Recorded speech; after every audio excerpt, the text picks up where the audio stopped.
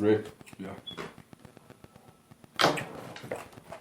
Good afternoon. We're live. This is TS2 Radio. I'm your host, Marcus Johnson. I'm your boy, Justin. Tennessee versus Alabama. Let me take for my live view, I'm going to take Tennessee versus Alabama. Let me take my glasses off for this one. I ain't hear none from my Tennessee fans yesterday. It was real quiet yesterday for Tennessee. I ain't hear none from them on yesterday. I still ain't heard from them. I hit them up. I think they still mad from throwing the A up there in their face after he scored the 80-something yard touchdown.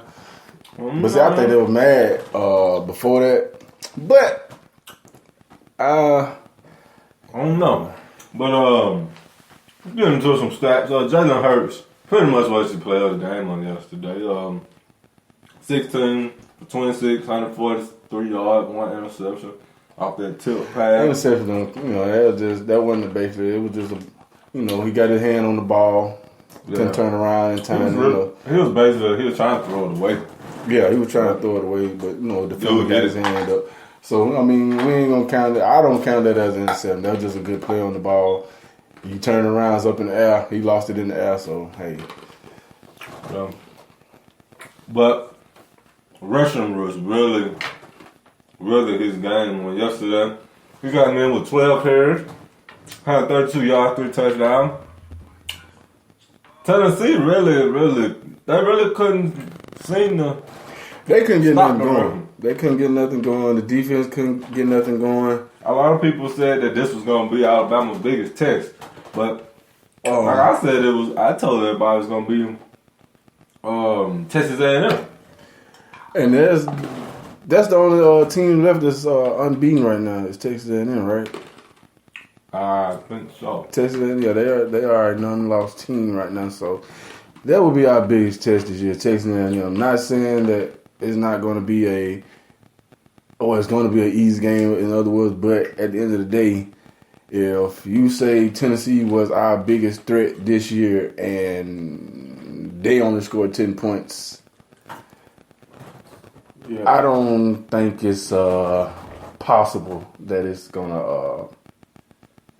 I don't think nobody can really stop Alabama on this roll. Once they get to rolling like they're rolling, and everybody's on sync or in sync with each other, defense is in sync with defense, offense is in sync with offense. Yeah. It's hard to stop Alabama, and people know from past experience. And now you add special teams into it. Right, special teams are even getting played. So if you add all those together and you got a dominant offense, a dominant defense, it's going to be real hard to stop the Tide when they're rolling this good this year. So, I mean, my predictions are they're not going to lose this year. I don't see it. I just really don't see it. If Jalen Hurts work on his passing game just a little bit more, then it's over with. I mean, I don't see no losses. It really. Like I said Texas A&M was going to be the hardest test, but I thought that at least Josh Dobbs was going to do better than that. I thought he was shook. 16 for 27, 92 yards, 1 interception. Hurts had 13 carries, 28 yards. Malone, 5 receptions, 61 yards. The defense held him to 32 yards. 32 carries. That's a yard a carry. Minus some of those big runs, They did gash us a couple times early in the first quarter. But after that, it was nothing. Nothing at all. And I ain't gonna lie. I thought Tennessee was gonna put up a better. I did too. I thought they was gonna put up a better fight than what they did put up. But it's just an intimidation factor of Alabama. They have this. It was intimidation. It's an intimidation factor of Alabama. When you have the number one team coming into your house, and everybody's looking for you to dominate or try to come out and knock Alabama off. But it's that certain presence of Alabama when they coming. It's like David and Goliath. If Goliath coming, you get ready. You know what I'm saying? You like, then you can't. But Tennessee didn't seem ready. They were. I mean, there was Josh. really He was seem over ready. there. He was on the side. I mean, they coach did more arguing than anything. He was trying to get the referees on their side. I couldn't tell you how many times. Just about every play he was on the field, screaming at the referee. But that ain't gonna get you no win. Period. You might well just go on and sit back. Yeah, but like I said, man, Jalen Hurts had a great game. I think he's gonna be the top after this game. I think he's probably the top rusher under Nick Saban, quarterback under Nick Saban. I think they're on an 18, 19 game winning streak. Yeah, And they're since really playing ball right now, man. It's special. It's very something. special. This is the most complete. This the team. same season. This is just like a season when they went if I'm not mistaken, when Ingram was here and they went all the way with no losses. This team to me is more complete than that team was. But see, you had a better quarterback then. You know, you had he was McElroy, right? Mm-hmm. McElroy he wasn't a running quarterback then, but he was a precise quarterback to me back then. This is a totally different. Yeah, it's a totally different offense. Totally It's totally different. Everything is totally different since McElroy and Ingram era. Right, But it just puts you in the mind of that team. They're complete. They're in sync with each other. They pretty much know what's finna happen before it happened. Defense are on point on everything. You know what I mean? They're calling the plays out just like that. They're like, I'm thinking it's like, 3-4 minutes left no. It was under a minute left in the first quarter, and they ran a screenplay. And they read it before the ball was even snapped. Yeah. They had busted the play up so that comes fast. from watching film. You know what I'm saying? That's film work. They busted the play up so fast that, I mean, the ball was going the other way. If you blinked your eye wrong, you was gonna miss it. Put it like that. So, I mean, shout out to Alabama. They on the road. I'm a diehard Auburn fan, just like McCullough. They diehard Auburn fan. I ain't no Auburn fan. I ain't no Auburn fan either, but I'm I diehard Alabama fan. Excuse me, diehard Alabama fan. We are. I'm very happy and pleased with the way Alabama is playing this year. So I will be tuned in on the new year for the national championship. So we will be there. Whoever gonna make it. So just I don't know who we be playing against, but I will be watching that game too. Let's jump over to NC State and Clemson. Did you check that one out? NC State. That was a pretty much even game across the board. The big difference to me, like pretty much in all games, turnovers. Turnovers for Clemson, field goals for NC State. NC State field goal kicker missed 3. 27 yards. I think it was a 37 yarder. Then like a 20 yarder. Yeah. At the end of the game. All of them was close range field goals. And it was a perfect drive. Drove ball down the field, 2 seconds left to win the ball game. All you had to do was kick You it. missed the field goal. And that was the difference. Turnovers for Clemson, NC State couldn't make field goals. Clemson had 4 turnovers. Deshaun Watson, 39 for 52, 378 yards. 378 yards. Their running back got hurt. Goldman, he got hurt in the first quarter. Hard hit. Man, NC State was hitting these boys all from the first whistle to the last. They was hitting them. He got hurt. You remember in the first quarter that fumble? Right. That's when he got hurt. Head injury. He got hurt. So they really didn't have a rushing game. But Deshaun Watson, like I said, 378 yard passing, 2 touchdown interception. Williams 12 receptions, 146 yards, a touchdown. Those 2 guys got theirs, but nobody else helped. Right. You have to. Nobody else helped. It goes back to being like what I was just saying. You have to be a complete team. Everybody had to put in where they're due. You know what I'm saying? If you're a receiver, you have to work. If you're a offensive lineman, you have to work. You have to put in what your position is. You have to put that time and that effort in to make sure when on game day everything is executed. Clemson is what, number 4 or number 5? Number 3. They're number. See, Clemson's if number you're in the top 5, you're a top 5 team. You should not be getting held up from an unranked team. You should not. I mean, if you are having trouble with a unranked team, imagine what you would do with a ranked team and a good ranked team at that. But we saw this at the beginning of the season with Clemson. This is not a surprise. No, it's you not. saw So how they did I really with don't think Auburn. they should be in the top. They shouldn't be in the top 5 right now. But you can't push them out because of their resume. What they did last year, coming into the season. That's like why you can't count Deshaun Watson out. That's why No, you can't count him That's out. why you can't say But Lamar Jackson. you expect more out of them. What's the other guy's name? Lamar and Greg Ward. That's why you can't say they're better than Deshaun Watson because of his track record. Because of what he's done. He has a 2 nice years. track record. He has His a nice track record. So He does. if this team is coming out of the national championship, they lost to the national championship, and have all this talent coming back, they are still undefeated. How can you not have them in the top 3? Performance wise, man. How can you not? I don't even they're like not performing enough. like when Alabama didn't have the teams that they have like this year when they didn't make it to the national championships and stuff like that. When they went to there, they gonna come in if they get to the national championship. If they just like when they lost to Ohio State, they gonna come back number 1. Right. You know what I'm saying? So it's what you do on that past year. And if you stay undefeated, you're not gonna get taken out the top 5. You're not. Even just like Ohio State, they don't even play anybody until the last parts of their season. But as long as you win, you will stay in the top 5. Well, As long as you win. If I was you on the can't take committee, they would not be there. You had to perform You better can't. than that.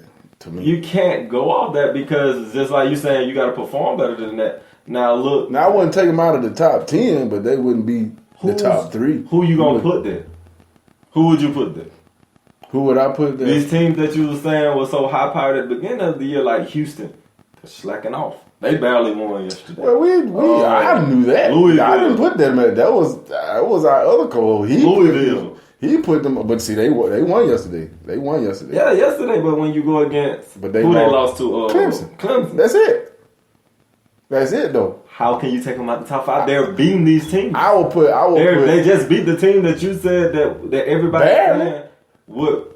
But they won. A W is Barely. a W. So just because they barely won, you put Louisville over them? But they I beat would them. put. I'm not saying I would put them over them, but I'm just saying performance wise, Who you gonna put over? I wouldn't stick Clemson at top 3. I would drop them down. I don't see who you I gonna would put drop over. them down. I don't see who you gonna put over them. I'll put Michigan over them. Really?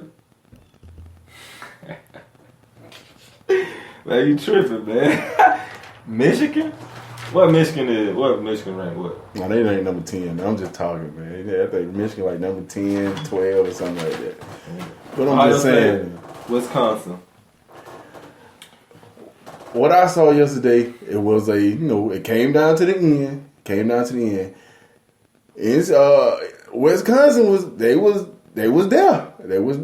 But like you say all the time, Ohio State got JT Barrett. I mean, when they had them down 4th and goal, I believe. If I'm not mistaken, it was down like a few seconds left on the clock, 4th and goal, and all they needed was a stop, and the game was over.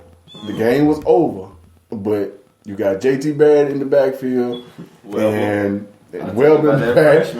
And so, I mean, when you got those two dominant players on the field at the same time, something's bound to happen. So, I mean, shout out to Ohio State. They pulled it out, which pretty much everybody thought they was going to do. Wisconsin played a complete game. They just lost the last 2 quarters. Yeah, they lost the last 2 quarters. They played a great game. The 4th quarter and overtime. Them the quarters they lost. They won every other quarter. Mm-hmm. You know, they won time of possession. Like when I was doing my podcast on last week, I said that they were gonna have to slow this game down, win the time of possession, limit the big plays, keep it even, keep it close to the end. And I didn't say that they was gonna win, but I was like, it's gonna be a great game. And it turned out to be a great game because they grinded it out. They to the end. They hit Ohio State and they just played complete ball. Total yards, Ohio State 441, Wisconsin 450. Neck and neck. They was outrushed. Ohio State 185 yards. Wisconsin 236. Wisconsin won the penalty battle. Their quarterback, he was 16 for 28, 214 yards, 1 touchdown, 1 interception. Clement, 25 carries, 164 yards. That boy can run the ball.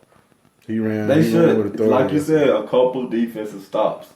They should have won this game. Yeah, if they JT Barrett really had no help. He carried. Like I said, it's JT Barrett, so he made something out of nothing. He was a leading rusher and passer. Passed 17 for 29, 226 yards, 1 touchdown, 21 carries, 92 yards, 2 touchdowns. Their Sammy's on six receptions, 58 yards. Barrett really he carried the team. He carried the team. He put them on their back. He put them on their back yesterday. So just like I saw, if it wasn't for JT Barrett, Ohio State would have lost yesterday. JT Barrett saved the day. He saved the game. He played football. So, shout out to JT Barrett. He did what he supposed to do as the leader of the team, and he put the team on his back, and he carried them to a victory. Wisconsin, they don't have a reason to hang their heads low at all. They played a great game. Oh no, they played a great game. They played a great game. You fought to the end. It's just one play. One play. It's always one play that turns the game around. You got to make that play. You got to make that one play to turn the game around. It was just that one play that they didn't make. That can make that play. You got to keep fighting. Don't get discouraged about this game. You got a few more games left to still prove yourself. But that was a hard-fought game yesterday between Wisconsin and Ohio State. Yep. Okay, we're going to jump into North Carolina and Miami. Instead of us doing it, my guy Wade Hubcap called in, and I'm going to let him cover this game for us. Right now, here we go. Watson checking all the way in from the city of Progress, Enterprise, Alabama. Y'all will have to excuse me today. I'm a little bit under the weather, but regardless, we're going to rock and roll right on into a recap of an ACC Coastal Division matchup pitting the North Carolina Tar Heels taking on the Miami Hurricanes. A lot of folks considering this a must-win for both teams, seeing as they both dropped conference losses last week with Florida State taking out the Canes and a heartbreaker on that one, and Carolina coming off a home drumming in the middle of Hurricane Matthew, getting beat 34-3 by Virginia Tech.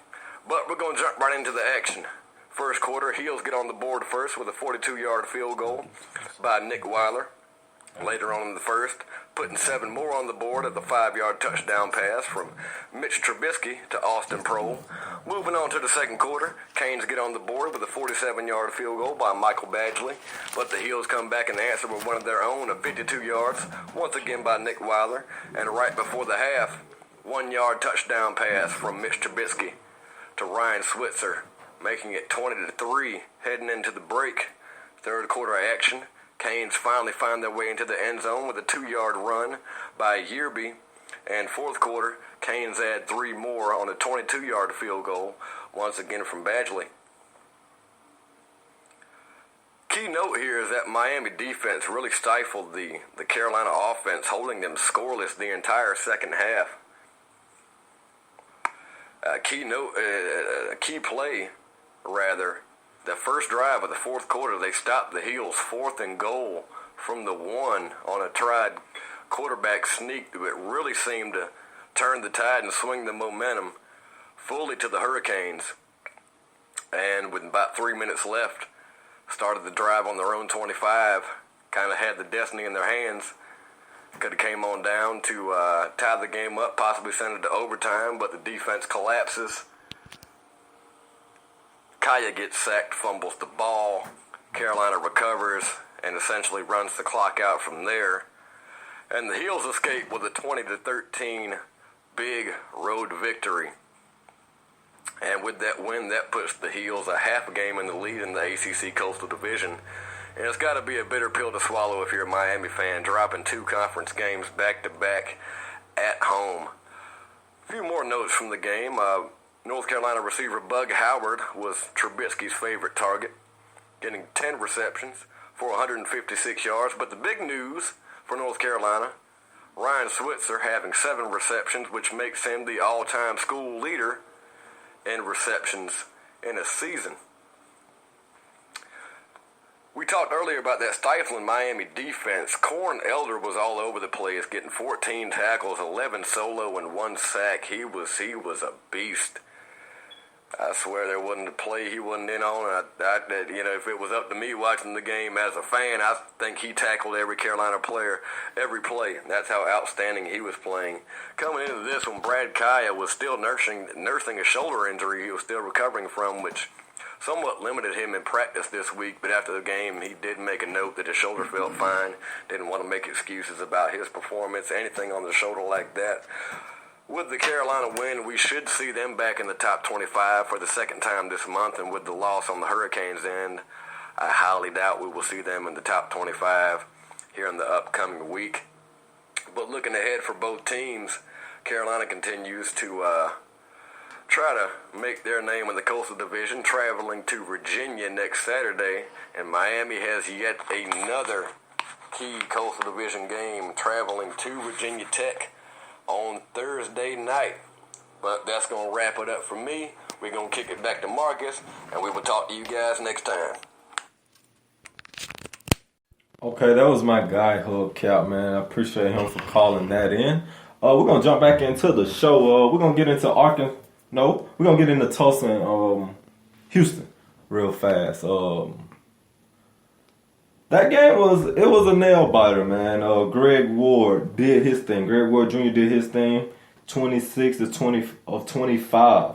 He had only 1 interception. He was the leading passer. He was the leading rusher. The guy was, Greg Ward. Greg Ward. he did his thing, man. This game was pretty close.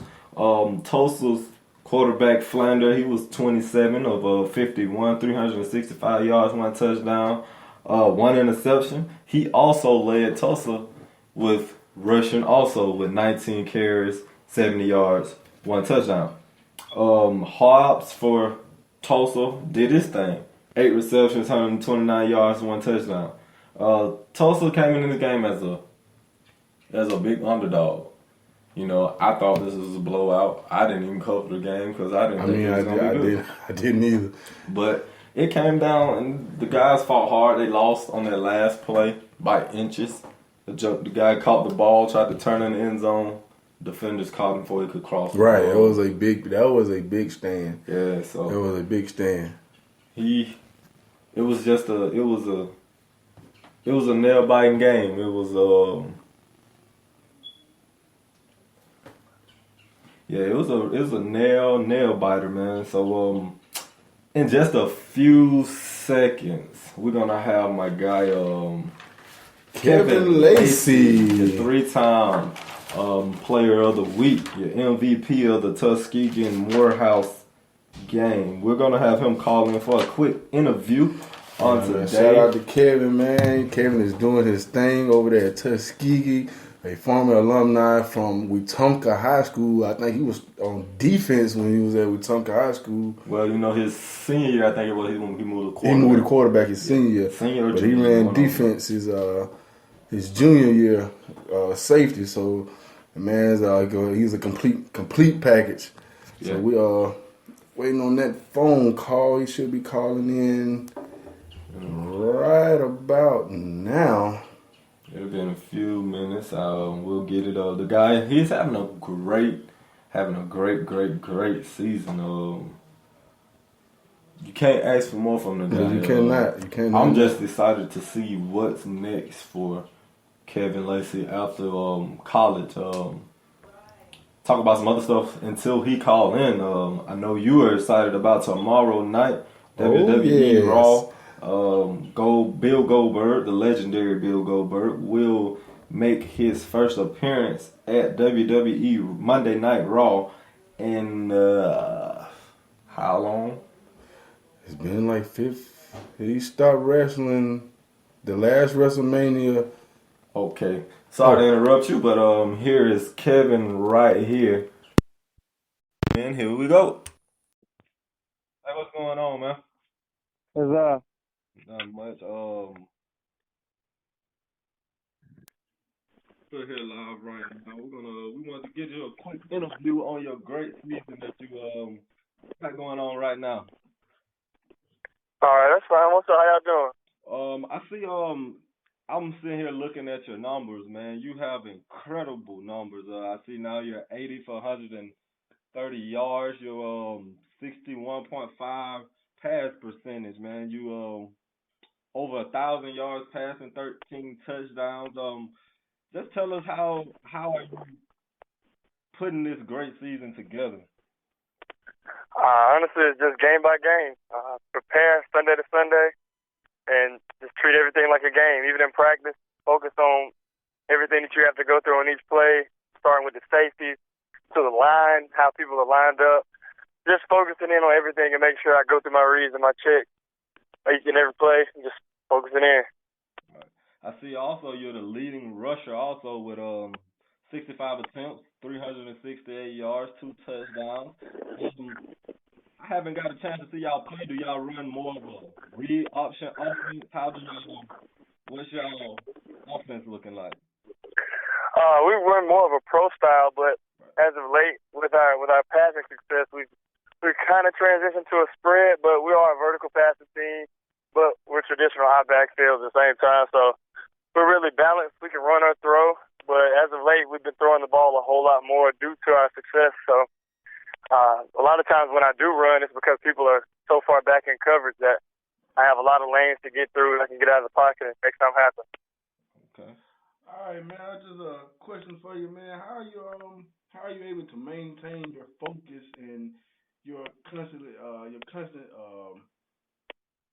goals that you're maintaining this year and that you have set for yourself for this upcoming year that you're going through right now? How are you able to keep your focus and keep your eye on the prize, man? It's all about motivation. It's what motivates you, what makes you want to do better. And for me, it's just family.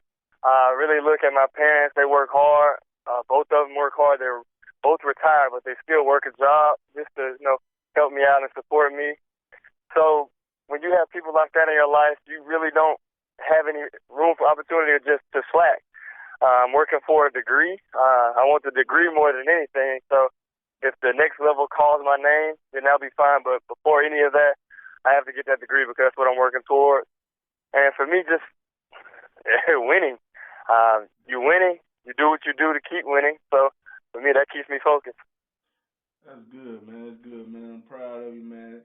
And another question for you, man. I know you got a lot going on this year, and I think this is your senior year at Tuskegee. And I know a lot of people, and I know especially me, wants to know what's next for Kevin Lacey. Right now, I don't know as of yet. The next big thing on my list is getting through this next Monday's practice tomorrow and focusing in for this next big game we got. For us, every game is a big game, especially when you're undefeated. Right, man.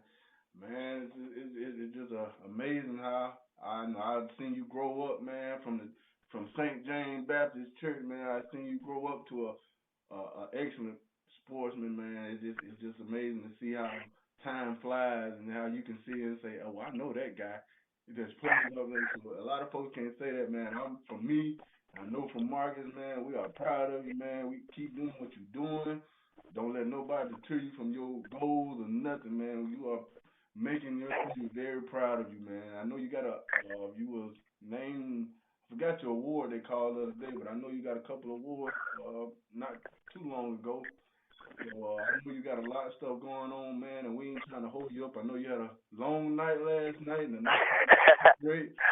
But, man, we ain't trying to hold you up, man. We appreciate you calling in to TNT Radio. And, we'll keep you in our prayers and everything, man. I hope your season continues to go the way it's going right now. And I don't have anything else. Marcus, do you have anything? I'm gonna hit you one more question. I see your main target, Desmond Reese. I know you have Gilbert, Petaway, Moncrief, what's his name? Cheatham, I think how you say it? Cheatham. Okay. All these guys are over 100+ yards. I know that's making your job a lot easier. Tell me the bond you guys have created over the couple of years you've been playing together. A lot of those guys, well, two of them I know, Petway and Moncrief. Moncrief played sparingly last year, but with Gilbert, Reese, and Cheatham, me and Reese came in together. So did Leo, but Leo just working, just the timing this summer. A lot of that stuff comes with just practice. I think I could close my eyes and throw a post 60 yards and hit Reese in stride. It just comes from being able to work with these guys nonstop, even during the season.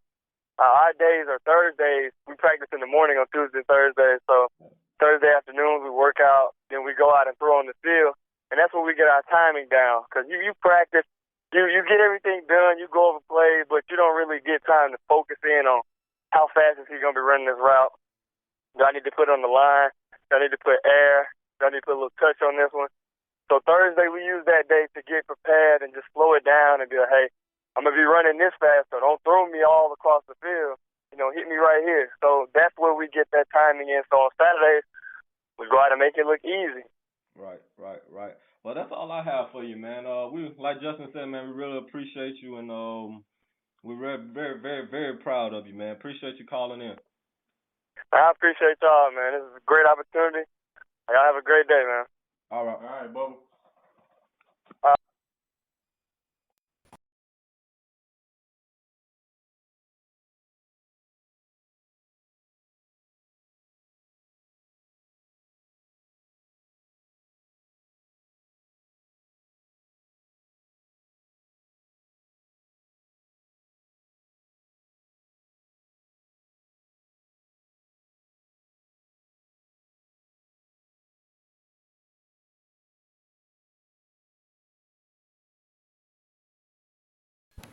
Arkansas, Ole Miss. Yeah.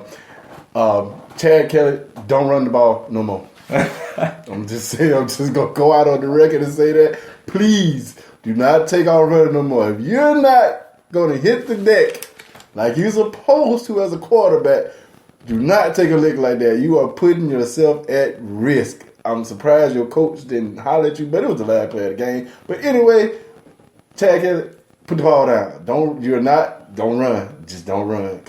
But Chad Kelly, that's a big part of their offense. Yeah, I mean, it's developing into a big part of their offense. Arkansas, to me, really controlled this game. That's why, like Arkansas, I thought that there was going to be a more competitive game when they play Alabama, right? Because those are two hard-nosed teams. Arkansas wants to run the ball. But, Alabama takes that away, and it's like they didn't have another route to go. You know, but this game they was able to run the football, and they was able to throw the ball also with Austin Allen, 19 for 32, 228 yards, 3 touchdowns, 1 interception.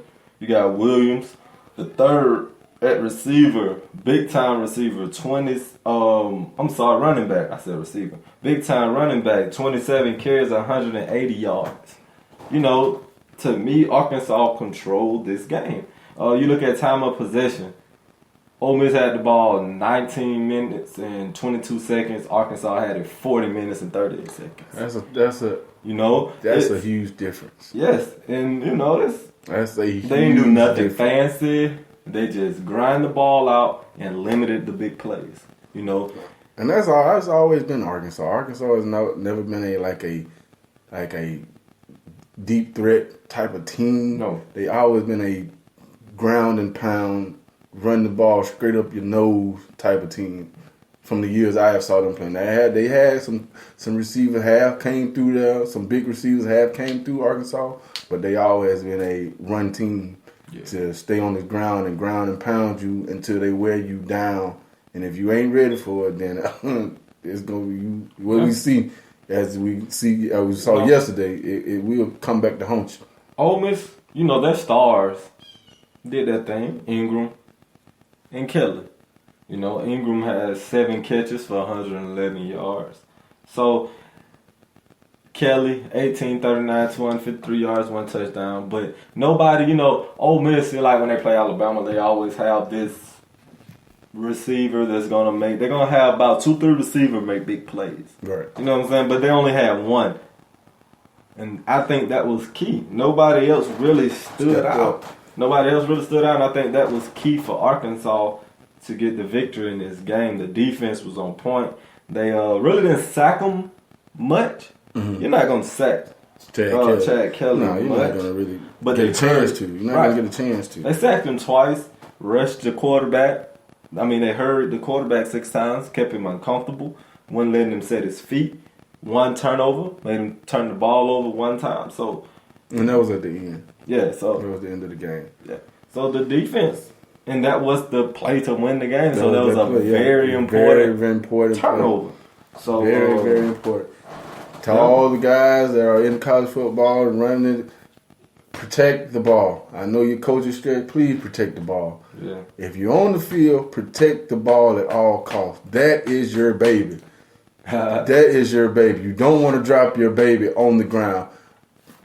I know when I was playing football and I was running back, if they fumbled the ball, you would have to carry the ball all day the next day at school.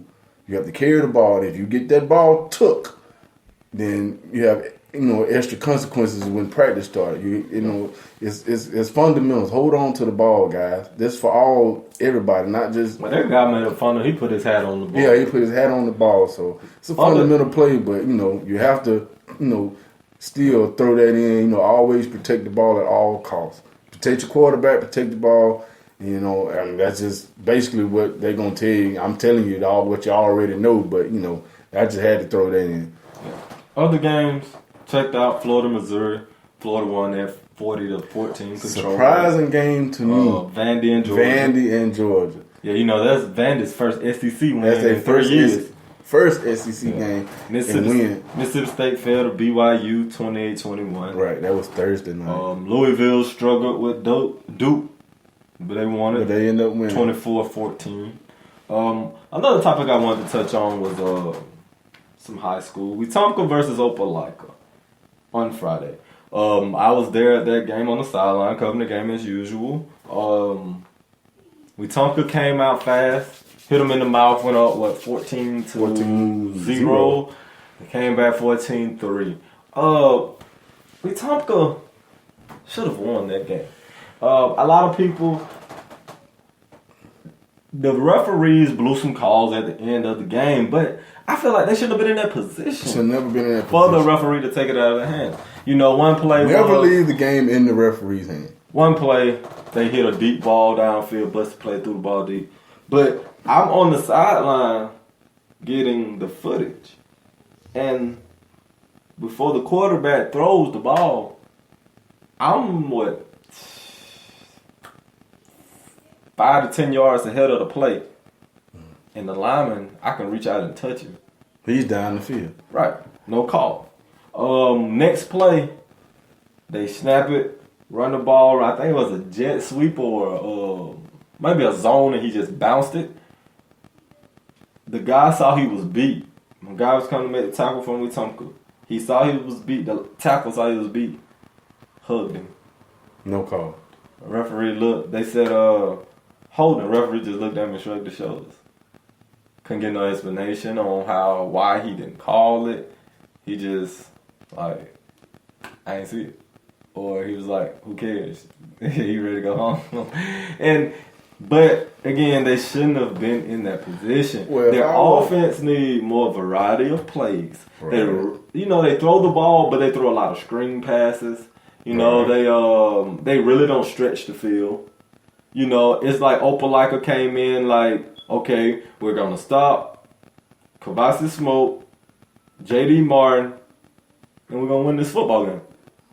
And that's what they did, because Kavasi Smoke, he scored, I think, twice. He ran a kickoff back. He scored like a 5 to 7 yard touchdown. But the player of the game, like offensively and special teams, was the guy DeAndre Williams. He still got his yards, number 5. He got his yards. And you can tell that Opelika came out in game plan. We finna stop that option read, and we're gonna make them throw the football. Wetumpka came out hard. They, like I said, they was running the football. They did exactly what Wetumpka do. Run the football fast, hit the screens, get about 5-10 yards, get to a second and short, third and short. Run Kavasi Smoke. He gonna break by 10. They did their normal thing. But by that second quarter, Opelika had figured that out. And it's like they didn't have anything else to go towards. And you calling games like Little League football. You got, 3 plays, 4, 5, 6 plays that you're calling. Open the playbook. You got to open your playbook. And you got to have people on your coaching staff that can help you open up the playbook. I don't know this. I didn't play under Perry. I didn't play under Perry. I hear a lot of people saying that he takes the games out of his coach's hands. He calls defense and offense. He tell the defense what to call. What's the purpose of you having a defensive coordinator? They say he's So it's. What I heard from the game, it was a lot of coaching errors in this game. Yeah, a lot of. If you go on Facebook, you will see. Right, if you have a coach, you are the head coach, and they give you a offensive coordinator, and you have a defensive coordinator, and if you not letting those guys do their job, then what's the purpose of you having these people on the sideline? If you think you can run everything by yourself, then you see the outcome of it. You took the game straight out of these guys' hands. But like I said, I don't know that for a fact. That's just something somebody told me that played with him. I'm not going to call any names. But there's somebody that played with him on his team, played for him. Right. It's not the only. That's not the first time I've heard something about Coach Perry. Not saying Coach Perry is a bad guy. He's a great guy. He's a committed person to his team or whatever. But at the end of the day, when it comes down to games like this, everybody has to be on the same page. You have to work together. And, they, on that last drive, they was coming down. They had an opportunity to score. Referee blew that call. When they call a play, they shifted, They get everybody, and to draw the defense off, they'll go whatever their cadence is, and they'll shift the offensive line, the tackle, a shift to overload. The right tackle and guard, or shift over. They did that, and the ref called false start. It's not a false start. No, they got a false start. So that the refs kind of blew it, but they shouldn't have been in that position. Let me tell you one thing about the referees. Referees, if you have not been refereeing for a long time, big games will cause you to make a mistake. Mm-hmm. You know what I'm saying? Big games will call you to make a mistake, and to make this short. When you put the game in the referee's hand, you can guarantee now that they're going to make a mistake. That just I done seen it done too many times. You leave the game up to the final seconds, it's a close game, somebody's gonna make a mistake. Right. Correct. But that's our time for the day. Make sure you go out and check us on social media. You can find me on Facebook, my personal page, Marcus Darrell Johnson. My personal page on Twitter, Marcus D Johnson 4. You can business page, True Sports Talk Radio on Facebook, Twitter, True Sports Talk. You tell them you can check me out on Justin De Niro ENT Smith at Facebook. I am also on the TST Radio Game Day fan page. You can also reach me there. Any questions, anything, you can shoot me a inbox. If you want to say something, you want to call in, you want anything like that, shoot me a message in my inbox. We will talk about it. We'll give you a call back or anything like that. If you have any high school game that you want to be, you know what I'm saying, recognize or players, anything like that, hey, man, give us a call or shoot us a text, and we will be gladly to, you know, put it on the show. Right. Well, like I said, that's our time for today. I am Marcus Johnson. And I'm your boy, Justin Smith. And this is True Sports Talk Radio. Thank you for tuning in.